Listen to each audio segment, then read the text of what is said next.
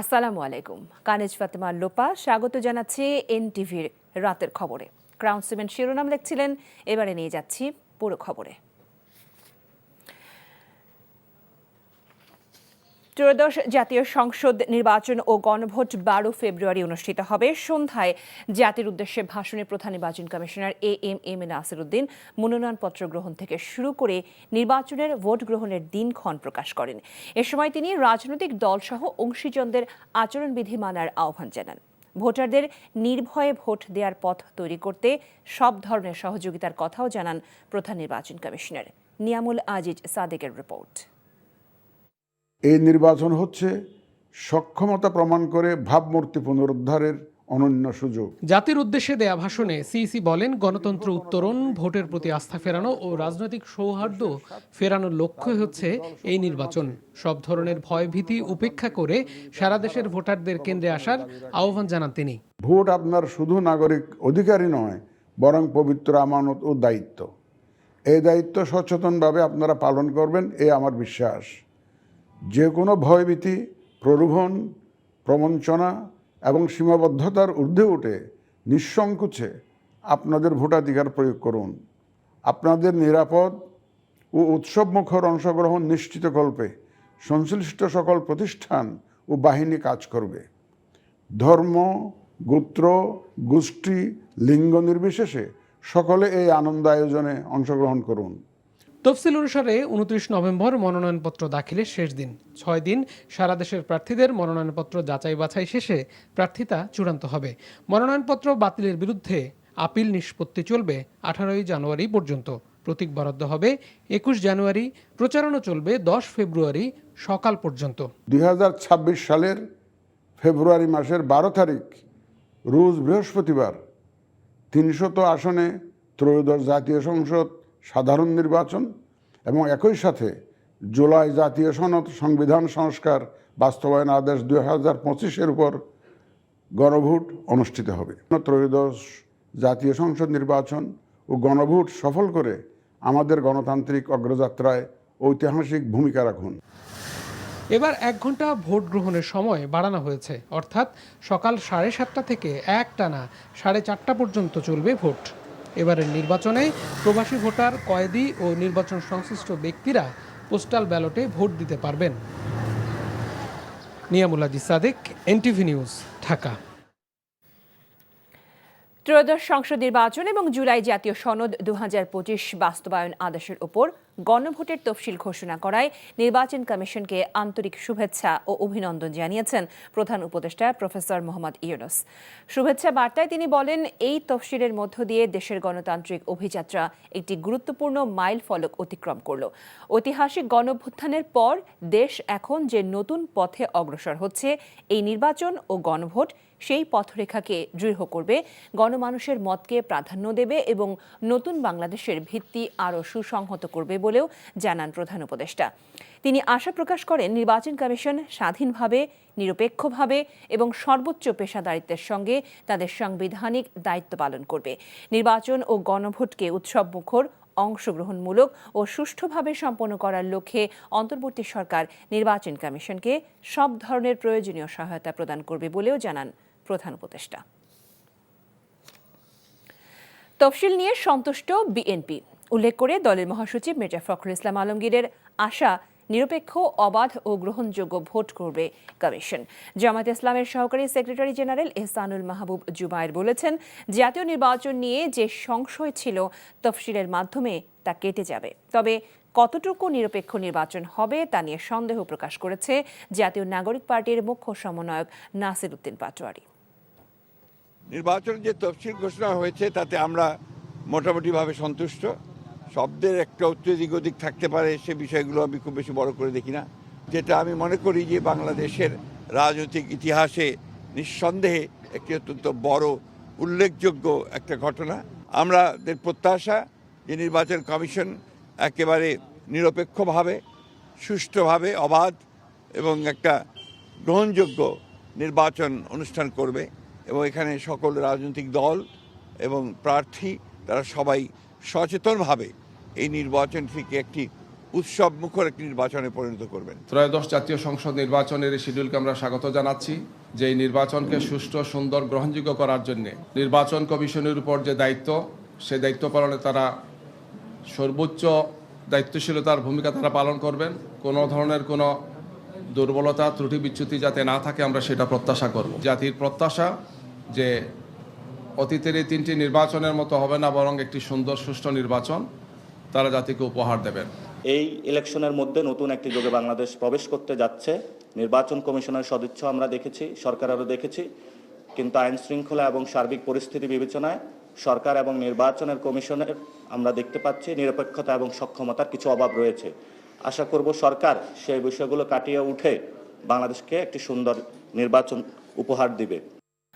জোটবদ্ধভাবে অংশ নিলেও নিজেদের দলীয় প্রতীকে নির্বাচন করার বিধানের বৈধতা নিয়ে রুল খারিজ করেছে হাইকোর্ট। বিচারপতি ফাতেমা নজিব ও বিচারপতি ফাতেমা আনোয়ারের হাইকোর্ট বেঞ্চ এ রায় ঘোষণা করেন। এর ফলে জোট করলেও নিবন্ধিত রাজনৈতিক দলগুলোকে তাদের নিজস্ব প্রতীকে নির্বাচনে অংশ নিতে হবে। আদালতের রিটের পক্ষে শুনানিতে ছিলেন জ্যেষ্ঠ আইনজীবী আহসানুল করিম ও ব্যারিস্টার শাহিদুল আজম। গত 26 নভেম্বর স্ব দলীয় প্রতীকে নির্বাচনের বিধান চ্যালেঞ্জ করে হাইকোর্টে রিট দায়ের করেন জাতীয়তাবাদী গণতান্ত্রিক আন্দোলনের মহাসচিব মুমিনুল ইসলাম।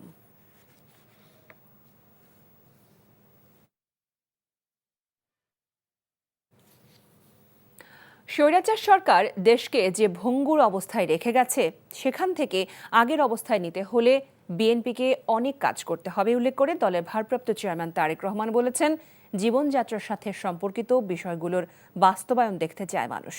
বিএনপি পরিকল্পনা মানুষের দোরগোড়ায় পৌঁছে দেওয়ার আহ্বান জানান তিনি। তামজিদ সুমনের রিপোর্ট। রাজধানীর কৃষিবিদ ইনস্টিটিউশন মিলনায়তনে চলমান বিএনপির দেশ গড়া পরিকল্পনা কর্মসূচির 5ম দিনে দেশের বিভিন্ন প্রান্ত থেকে অংশগ্রহণ করেন বিএনপির নেতাকর্মীরা। লন্ডন থেকে ভার্চুয়ালি যুক্ত হয়ে বিএনপির ভারপ্রাপ্ত চেয়ারম্যান তারেক রহমান বলেন, রাজনীতির মাঠে একে অপরের চর্চায় ব্যস্ত দলগুলো। বিএনপি ছাড়া এখনও অন্য কোনো দল দেশকে এগিয়ে নিতে মৌলিক পরিকল্পনা উপস্থাপন করতে পারেনি। একমাত্র বিএনপিরই দেশ পরিচালনার পরিকল্পনা রয়েছে বলেও জানান তিনি। আজকে আপনারা যদি মাঠে নেমে আসেন, আপনারা যদি জনগণের দুয়ারে দৌড়ে পৌঁছে যান এবং দুয়ারে পৌঁছে যদি বলেন, ভাই আমি তোমার জন্য এই করব, আমি তোমার মহিলাদের জন্য ফ্যামিলি কার্ডের ব্যবস্থা করব, এইভাবে শিক্ষা ব্যবস্থা, কর্মসংস্থানের ব্যবস্থা করব, আমরা স্বাস্থ্য ব্যবস্থা এইভাবে করব, কৃষকদের জন্য কৃষি কার্ডের মাধ্যমে আমরা এই ব্যবস্থাগুলো গ্রহণ করব, মানুষ আমাদেরকে সুযোগ দিবে। কেন দিবে না? যখন তারা দেখবে যে হ্যাঁ, বিএনপি রাষ্ট্র পরিচালনা করার একটা পরিকল্পনা আছে। তারেক রহমান বলেন, স্বৈরাচার সরকার দেশকে ধ্বংস করে রেখে গেছে। দেশকে নতুনভাবে গড়ে তুলতে হলে বিএনপিকে কঠোর পরিশ্রম করতে হবে। এখনো যদি আমরা সিরিয়াস না হই, সামনে এই দেশের অস্তিত্ব, সার্বভৌমত্ব হুমকির সম্মুখীন হবে। স্বৈরাচার দেশের অর্থনীতি, দেশের সমাজ ব্যবস্থা, দেশের শিক্ষা ব্যবস্থা, দেশের কৃষি ব্যবস্থা, যেটাই যেখানে রেখে গিয়েছে অসম্ভব ভঙ্গুর অবস্থায় রেখে গেছে, ধ্বংসপ্রাপ্ত অবস্থায়, যুদ্ধবিধ্বস্ত দেশের মতো ধ্বংসপ্রাপ্ত অবস্থায় রেখে গিয়েছে। এই দেশকে যদি গড়তে হয়, একটি যুদ্ধবিধ্বস্ত দেশকে করার জন্য যেভাবে কষ্ট করতে হয় অসম্ভব, সামনের দিনে কিন্তু সেভাবেই আমাদেরকে কষ্ট করতে হবে। একটি দল মসজিদে দলীয় প্রচার চালাচ্ছে উদাহরণ দিয়ে তিনি বলেন, দলীয় প্রচারের ক্ষেত্রে সব দলের সমান ক্ষেত্র থাকা উচিত। কিছু ব্যক্তি গিয়ে মসজিদে গিয়ে তারা তাদের কথা বলছে। তারা যদি বলতে পারে, আপনি কেন বলতে পারবেন না? বললে সবাই বলবে, না বললে কেউ বলতে পারবেন না। আপনি আপনার এলাকায় সেভাবে ব্যবস্থা গ্রহণ করুন। বললে সবার বলার অধিকার আছে। আর যদি কোথাও নিয়ম হয়ে থাকে সেই যে বলবে না, তাহলে সেই নিয়ম সকলের জন্য প্রযোজ্য হবে। কোনো বিশেষ কারোর জন্য হবে আর কারোর জন্য হবে না, এটা তো হতে পারে না, সবার জন্যই হবে। বিএনপির দেশ গড়ার পরিকল্পনা জনগণের দোরগোড়ায় পৌঁছে দিতে দলের নেতাকর্মীদের প্রতি নির্দেশ দেন বিএনপির ভারপ্রাপ্ত chairman. Tamjid Suman, NTV news, Dhaka. গত 16 মাসে 2000-এর মতো আন্দোলন হয়েছে, যার সবকটি শান্তিপূর্ণভাবে নিয়ন্ত্রণ করা হয়েছে। সরকার যথেষ্ট ধৈর্যের পরিচয় দিয়েছে। তফসিল ঘোষণার পর দাবি দাওয়া নিয়ে রাস্তায় নামলেই কঠোর ব্যবস্থা নেওয়া হবে বলে জানিয়েছেন প্রেস সচিব শফিকুল আলম। অন্তর্বর্তী সরকারের উপদেষ্টা পরিষদের নিয়মিত বৈঠক শেষে রাজধানীর ফরেন সার্ভিস একাডেমিতে এ কথা জানান প্রধান উপদেষ্টার প্রেস সচিব শফিকুল আলম। এছাড়া মাইলস্টোনের ঘটনায় যারা শহীদ হয়েছেন তাদের মধ্যে 36 জনের পরিবারকে 20 লাখ টাকা করে দেওয়ার কথা জানান তিনি। পাশাপাশি মেট্রো রেলের ভাড়ার উপর ভ্যাট প্রত্যাহার সহ রমজান মাস থেকে খেজুরের উপর 10% কর কমানোর বিষয়েও উপদেষ্টা পরিষদে বৈঠকে সিদ্ধান্ত এসেছে বলে জানান প্রেস সচিব। এই তফসিল ঘোষণার পরে কোনো ধরনের কোনো এই দাবি দেওয়া আন্দোলন নিয়ে কোনো ধরনের রাস্তা বন্ধ করে অন্যায় এবং ইলিগাল এবং আনলফুল যারা দাবি দেওয়া নিয়ে রাস্তায় নামবেন, এই পুরো বিষয়টা খুব কঠোর হস্তে দমন করা হবে। উপদেষ্টা তাদের পদত্যাগপত্র জমা দিয়েছেন এবং আজকে যেহেতু তফসিল ঘোষণা হচ্ছে এবং তফসিল ঘোষণার সাথে সাথে তাদের এই পদত্যাগ কার্যকর হবে। মাইলস্টোনের যারা ভিকটিম ছিলেন 36 জনকে 20 লাখ টাকা এককালীন দেওয়া হবে এবং আহতদের এককালীন 5 লাখ টাকা দেওয়া হবে। প্রধান বিচারপতি ডক্টর সৈয়দ রিফাত আহমেদ বলেছেন, পৃথক সচিবালয় প্রতিষ্ঠার মাধ্যমে সাংবিধানিক ক্ষমতা সুপ্রিম কোর্টের হাতে এসেছে। একই সাথে এর সাফল্য ব্যর্থতাও বিচার বিভাগের কর্মকর্তাদের উপর বর্তাবে। আজ সুপ্রিম কোর্টের পৃথক সচিবালয়ের উদ্বোধন অনুষ্ঠানে তিনি সাংবাদিকদের এসব কথা বলেন। আগামীতে যে সরকার আসবে তারা যেন এই পৃথক সচিবালয়ের ধারাবাহিকতা বজায় রাখেন, সেই আহ্বানও জানান প্রধান বিচারপতি। এ সময় আইন উপদেষ্টা ডক্টর আসিফ নজরুল বলেন, রাজনৈতিক সরকারগুলো বিচার বিভাগকে নিয়ন্ত্রণ করত, কিন্তু এখন পৃথক সচিবালয় হওয়ায় আর তা করা সম্ভব হবে না। ঢাকায় নিযুক্ত মালয়েশিয়ার হাই কমিশনার মোহাম্মদ সুহাদা বিন ওথমান বলেছেন, জনশক্তি, উচ্চতর শিক্ষা, স্বাস্থ্যসহ নানা খাতে বাংলাদেশের গুরুত্বপূর্ণ অংশীদার মালয়েশিয়া। বাংলাদেশের শিক্ষার্থীদের বিশ্বমানের শিক্ষা, কর্মভিত্তিক কর্মদক্ষতা, উদ্যোক্তা চেতনা এবং আন্তর্জাতিক ক্যারিয়ার তৈরিতে কাজ করছে তার দেশ। বিকেলে রাজধানীর বনানীতে দেশের প্রথম Malaysian degree campus ইউসিএসআই university Bangladesh ব্রাঞ্চে মালয়েশিয়ার অন্যতম গাড়ি নির্মাতা প্রতিষ্ঠান পরদুয়া ব্র্যান্ডের সাথে এক সমঝোতা স্বাক্ষর অনুষ্ঠানে এসব কথা বলেন তিনি।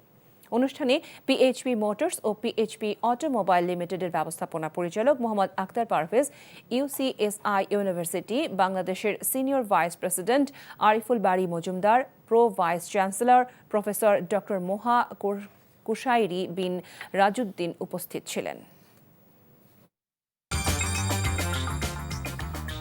এই ছিল রাতের খবরে। এই খবরের ভিডিও সহ আপডেট জানতে ভিজিট করুন এনটিভি অনলাইন www.ntvbd.com। এছাড়াও এনটিভির জনপ্রিয় সব অনুষ্ঠান ও খবরের আপডেট জানতে ভিজিট করুন আমাদের ইউটিউব ও ভেরিফাইড ফেসবুক পেজ।